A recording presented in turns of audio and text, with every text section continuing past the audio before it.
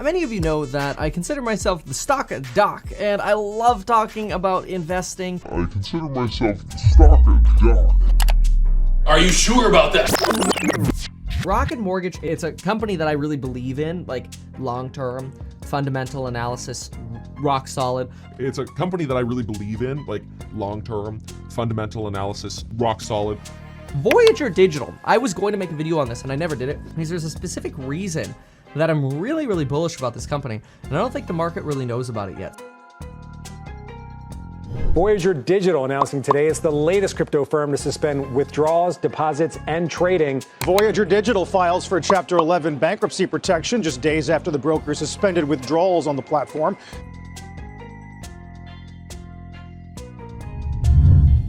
The stock doc.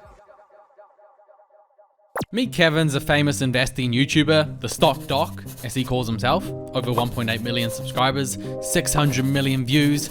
But I recently stumbled across a few people harshly criticizing Meet Kevin, his stock picks, and the advice that he has been giving out. Today we're going to be covering the world's stupidest investor, Kevin Paffrath. He's one of the biggest grifters on YouTube. He has a lack of understanding of what stock prices are based on. Kevin is one of the biggest charlatans. He's well aware that there was some suspicious activity, or at least something that raised some red flags, and yet continued to sponsor it because who cares?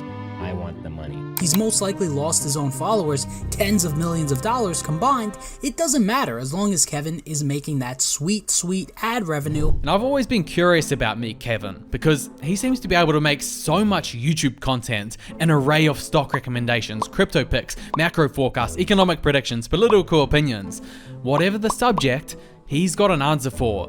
Is this man a genius? Warren Buffett, Milton Friedman, Elon Musk, all put in one? Or maybe there's something else going on. Because I have no life, I decided to go back and investigate his previous stock recommendations and see how have they actually performed. I know we live in the TikTok era where people forget things in a matter of minutes, but let's actually do a thorough dive into the long-term performance of Meet Kevin's stock picks. I had a sneaky suspicion his picks were going to be bad. I did not think that they would be this bad.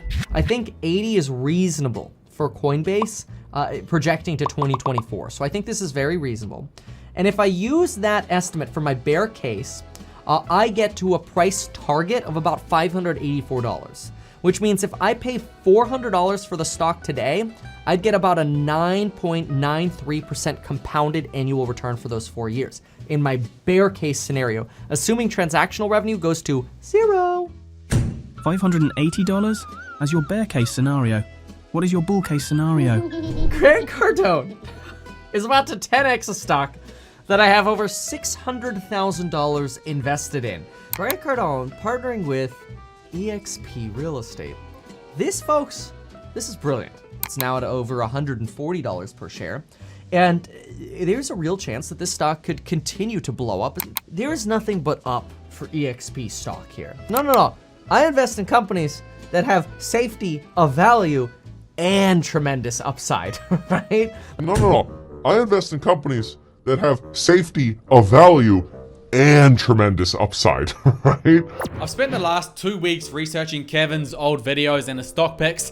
To be honest, wasting my life a little bit.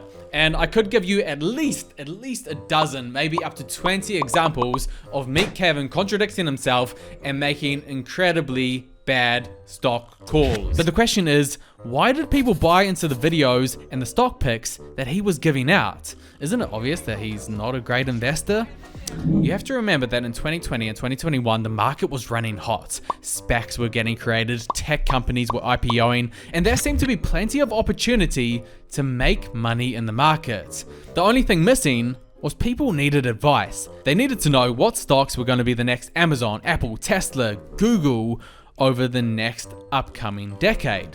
They needed a guru. But Warren Buffett at the time was relatively quiet, hiding away in his office in Omaha, only coming out once for his annual shareholder meeting. One person who wasn't quiet though was Meet Kevin. Not only did he seem to know which stock was going to be the next Tesla, he knew all of the stocks that were gonna grow big. I have about $150,000 to $200,000 in lemonade. Yeah, I said that I bought over $60,000 of purple. Anyway, Rocket Mortgage is another IPO stock that I invested in. I believe that, just in my opinion, the stock should be worth at least $30 by 2022. Redfin, folks, this is a company that will likely, in my opinion, come out from behind as a company that transforms the real estate industry. The only problem with Meet Kevin's stock recommendations is so many of them performed very poorly, almost going the exact opposite in the way that he predicted. 10th of September 2021, Meet Kevin thinks he's found the next Amazon / the next Tesla. The stock is Affirm, and here's what he was saying about it. And just by the way, Meet Kevin still has all of these videos online, so if you want to watch the longer version, and if you think I've taken these videos out of context, I will leave the sources to the full videos in the description below. Let's talk about Affirm. The stock is up 20% in after hours. I've got $600,000 invested into this stock. From an investor point of view, I'm like, oh my gosh.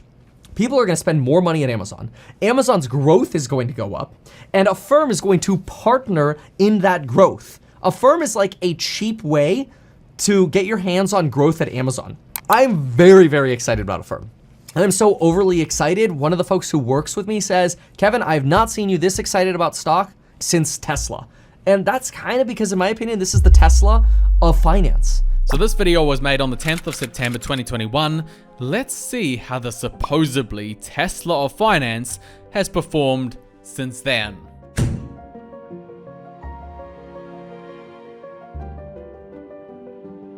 Okay, not great, but this wasn't the only stock that Kevin was a fan of. He also loved Tattooed Chef. Maybe this stock would perform a lot better and make up for the Affirm loss. 15th of December, Meet Kevin makes a video. This $19 stock could go up to $60. Just bought $125,000. Okay, maybe this stock is the opportunity to make a lot of money in. And today, I'm going to talk to you about why I invested $125,000 into the Tattooed Chef company and why I might invest more. Now, if you are a course member, you've already received notification that I started buying this stock last week, and we talked more about it this morning. If you're not a course member, consider checking out the bundle codes available down below. Now, this looks good. I mean, fundamental-wise, I like those numbers. That makes me like Tattooed Chef a lot more. I mean, just based on what we're paying market cap to revenue-wise, and then multiple for future revenue, to me, the Tattooed Chef seems like a no-brainer. I think that in 2023, they should sell for about 8 to 9 times their projected 24 revenue. The revenue that we're estimating, that we're using for 2024 is $500 million. Well, if I take $500 million times 8 times, that's about a $4 billion market cap. And if I divide that by their market cap today of about 1.29, that means this stock could literally 3x in the next 3 years.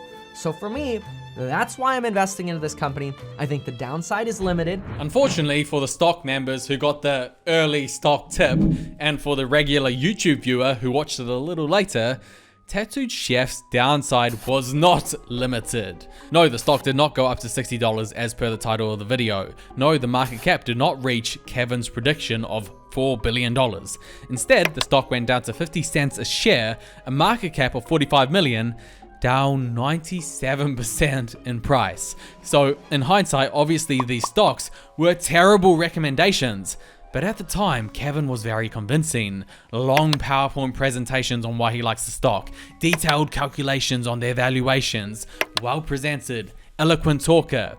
And people fell for it. He would get hundreds of thousands of views per video, which in turn would make him a lot of money. All right, Kevin, the question everyone is dying to know the answer to. How much money are you making this year? It's probably going to be in excess of about 22 this year. No. Yeah. All right, you ready for this? This is just December. Ready? Boom. Oh my gosh. Recommending stocks on YouTube was going extremely well for Kevin, but the same can't be said for his viewers. Anyone who had invested in Affirm would be down 87% today. They would be minus 97% if they chose Tattooed Chef.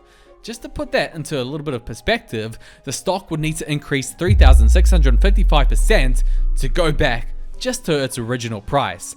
And that's why Warren Buffett always recommends rule 1, don't lose money, because it's very hard to get that money back once you've lost it.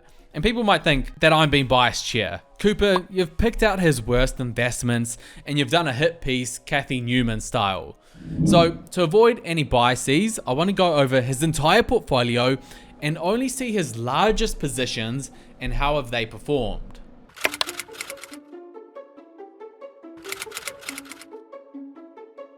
Kevin made this video in November 2021, which, full credit to him, he showed the public his entire portfolio. What I'm gonna do is look at his portfolio, get his biggest, highest conviction positions, the stocks that he's most bullish on, and we will see how they have performed. Any positions in green or blue are his big positions, and any in yellow or red are his small ones.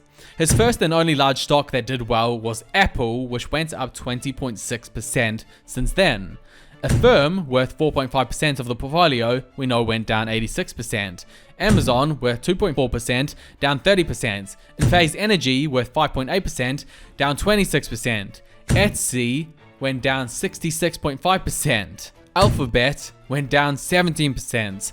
Lemonade, which Kevin promoted heavily, interviewed, I believe, the founder, is down 69%. Matterport, worth 5% of the portfolio, down 87%. Neo, minus 81%. Redfin, minus 78%. Square, worth 1%, went down 71%. Tesla, worth 44% of the portfolio, down 29%. And lastly, Voyager, worth 1.7%, did the worst of them all, went down 99.9% and actually went bankrupt as per the introduction to this video. So if we compare that to the market index, which went down 8%, only one of his large positions beats the index. 4 of the 13 stocks went down more than 80%, 8 of the 13 stocks went down more than 60%, and all of them apart from 2 went down more than 20%. I don't know why, but I'm beginning to think that he should have stuck to his initial advice when he first started YouTube. The point is, to me, real estate's freaking easy because I look at this stuff and I go, I know what to do. Stocks, I don't know. So don't ever expect Meet Kevin to sell you a stock investing course. Thank you so much for considering this course. Stop it. The problem though, if he did stick to this and never sold a stock course or gave stock advice, he wouldn't have made the 20 million a year. There'd be no private jet, no millions of views, but at least he would have maintained his integrity. However, he didn't want this, so he gave all of us the great opportunity of being able to access the mind of Meet Kevin as long as we give him thousands of dollars. Because he has such a vast amount of knowledge and is an expert on everything, you can buy a course from Meet Kevin on Mastering Stocks and the Psychology of Money for $1,753, but because we get very lucky, I can buy it for only $540.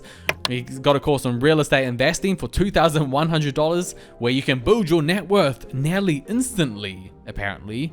Making passive income with YouTube videos for $1,400, a DIY property management and rental renovations course, a real estate sales course by becoming a no pressure agent, and you can get into his Elite Hustlers University, where Meet Kevin is now the new AI expert in town, where you can get his great knowledge for a mere $1,500. This guy is the perfect example for the phrase, the jack of all trades, but the master of none. Whatever the latest trend is, he'll follow it, come across as the expert in it, and then sell you a course and make videos on it. Even with the track record that he has, as long as it makes money, he's going to be making content on it or selling something on it. And this brings me on to, well, why is Meet Kevin so bad at stock picking? Just ask yourself this for a second and see if you can figure it out, because I'm going to go over it now. Charlie Munger used to say, show me the incentives and I'll show you the outcome. YouTube incentivizes creators to get views. The more views a creator gets, the more ad revenue he will get as well. YouTube does not incentivize you to do detailed analysis on boring stocks that will give you a safer but slower return. These videos are not captivating. These videos take time and you can't put out as much content. So naturally what happens is you get these creators like Meet Kevin who will simply do whatever to get the most views and talk about the most popular stocks. The problem is when stocks are popular, it's normally the worst time to buy them because they're so expensive. You actually want to buy the stocks when no one is talking about them and it's cheap. Just like when everyone thought Tesla was a dumb idea and buying the stock was throwing your money away. That was the best time to buy it when it wasn't popular. And this is why Kevin has such a bad track record, because he goes for what's popular, not necessarily what's a good stock deal. But of course, Kevin claims that he doesn't do this and he focuses on the fundamentals and long-term investing. Let's talk fundamentals though, because that's what this video is about. Fundamentals. You gotta understand the business model. Anytime you invest in a stock, you gotta understand what the business model is. Now this looks good. I mean, fundamental wise, I like those numbers. They do say judge a man by his actions, not his words. And all of the stocks that Kevin was actively buying during this time were the popular speculative growth stocks with little to no underlying fundamentals. But this is not where the story ends. Because people might watch this video and think, well, growth investing sucks. I'm gonna avoid growth investing because Meet Kevin has given such a bad example of this style of investing. I want to show you something which I think you're gonna find interesting. Meet Kevin has a stock fund called My Top 7 Stocks, which he began in September 2020. He wrote My Top 7, but it's actually got 10 stocks in it. You would think that this portfolio would have done very badly, given that it's run by Meet Kevin. And don't get me wrong, it has performed badly. It's up 2%, whereas the market is up 32%. But what surprised me is the fund is not in the deep negatives. And the reason is not because he picked a bunch of good stocks. Actually, most of the stocks in the portfolio went down big time in that period. But 2 stocks saved him from what could have been a completely disastrous portfolio. That was Tesla and Enphase Energy. Tesla went up 73% and Enphase went up 136%. So that just shows you something about growth investing. Sometimes one really well picked out growth stock can save a portfolio. And who knows, maybe if you don't lose so much money on other stocks or follow the hype like Kevin does, growth investing can be a good strategy as long as it's performed correctly. And guys, I just wanted to make this video to show you the real long-term results that you'll get when you follow these type of stock investing YouTubers. I know that Kevin's going to get paid through the ad revenue anyway, whether the stock goes up or down, but some poor guy who saved money, worked hard, and then lost it all on a bunch of these type of stocks, I do feel for you, and I just want to say, be careful when you hear these type of stock insights. In my mind, Meet Kevin is a man for the money and for the fame and for the views. And that is fine, but it has to be win-win. Warren Buffett became rich through Berkshire Hathaway, but his shareholders also made money. Win-win. Steve Jobs became rich, but we got this amazing product called the iPhone. Win-win. You can't make money from getting views and talking stocks while your subscribers lose on those stocks. It can't be win for Kevin and everyone else loses. You shouldn't make money selling courses when your stock picks go down. You shouldn't charge high expenses to manage an ETF when you don't beat the market and your track record is terrible. The ETF that I'm talking about, by the way, is one that Kevin has now started called the Meet Kevin Pricing Power ETF, ticker symbol PP, because that's so funny. I mean, if you think about it, who would even have the gall to go and start an ETF after having this bad a track record at picking stocks? A normal person would be like, okay, my picks have gone wrong, I'm gonna step back, avoid talking about stocks, and maybe read more books and increase my knowledge. Kevin says, no, not only am I gonna keep talking stocks, I'm gonna sell expensive courses, and I'll start my own ETF where you too can pay to put your money in my stock picks. Normally a money manager has to invest for years and years and build up a good track record of stock picking and beating the market before they start an actively managed fund and invest other people's money. Meet Kevin builds up years and years of being a YouTuber, consistently picking the wrong stocks at the wrong times, and then he starts his own fund. Kevin, if I wanted to give money away, I'd give it to a charity, not pay you high fees for picking stocks for me. He's got all of the qualities of a great salesman, but no qualities of a great investor. He's fast talking, articulate, attention seeking, good at making things sound compelling, but he doesn't have temperament or great insight to perceive long-term potential, and that's why he consistently picks bad stocks. Do I trust him? No. Do I put any weight on what he says? No.